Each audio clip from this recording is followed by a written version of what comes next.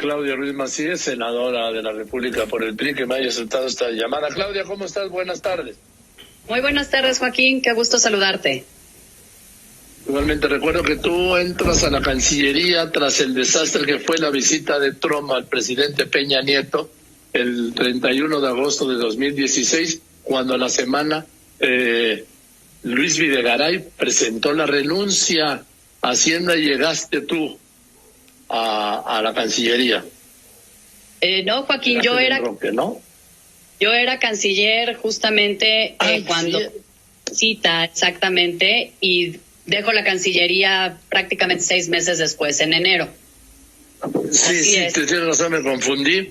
Es más, en aquel problema, tú expresaste tu opinión ante el presidente Peña Nieto que no debía recibir a Trump. Fue así, ¿no? Lo recuerdo.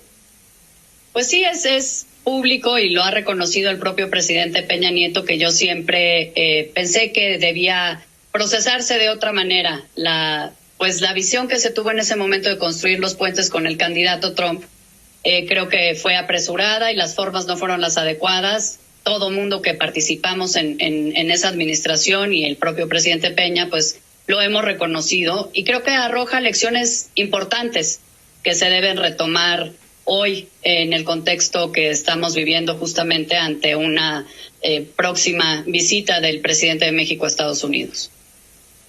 Sí, pero a ti te batearon porque se impuso la visión de quien era el secretario de Hacienda, Luis Videgaray, por encima de la canciller.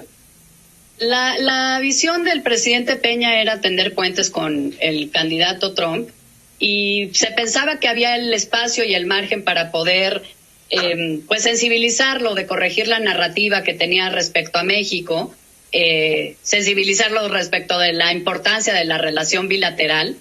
Pero bueno, pues la verdad es que las consecuencias fueron distintas. El impacto en la opinión pública en México, en Estados Unidos, fue muy, muy costoso también. Y la verdad es que creo que, insisto, hay lecciones que aprender. Yo creo que la Cancillería mexicana tiene una enorme experiencia para acotar los riesgos que pueda representar una visita del presidente de México a Estados Unidos en este contexto de periodo electoral otra vez en ese país. Bueno, pero ya está tomada la decisión y el presidente la confirmó. Así es, irá el presidente. Creo que habrán tomado la decisión valorando distintos factores. Tengo muy claro como ex canciller que esta es una facultad del Ejecutivo, la conducción de la política exterior, pero como senadora de la República creo que hay que advertir los riesgos que hay en una visita en medio de un proceso electoral. ¿Qué riesgos hay? ¿Qué riesgos hay, Carlos? Yo lo que advierto como principal riesgo es, en medio de un proceso electoral complejo para el presidente Trump, que busca la reelección, con las tensiones económicas y sociales que hay en Estados Unidos, que pueda utilizarse política y electoralmente esta visita, y ello le implique un costo a México o al presidente de México. Me parece que acotando el objeto de la visita, sabiendo muy bien a qué va el presidente, si se enmarca dentro de la entrada en vigor del TEMEC, pues se reducirán los riesgos. Sin embargo, pues también hay que recordar que la personalidad un poco errática del presidente de Estados Unidos hace que el riesgo no sea solo la visita, sino el manejo que él le dé posteriormente.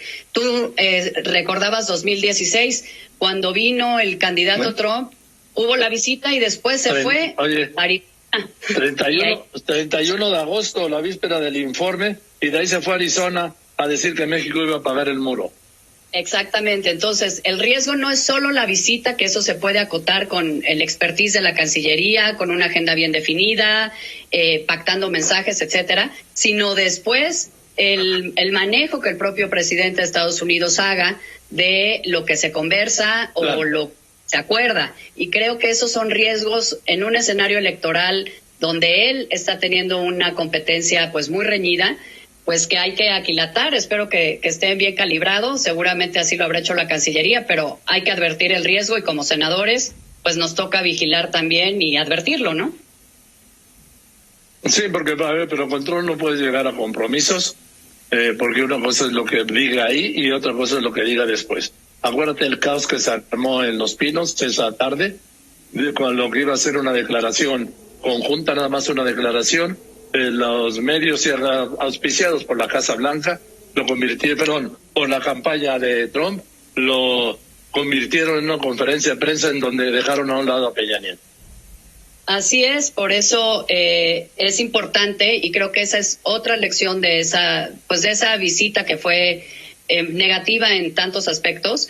Hay que dejar que la Cancillería haga su trabajo, que lo sabe hacer muy bien, son profesionales, y ese manejo de los protocolos, de las visitas o de los encuentros bilaterales, se reducen los riesgos justamente a través de estos protocolos que la Cancillería sabe instrumentar.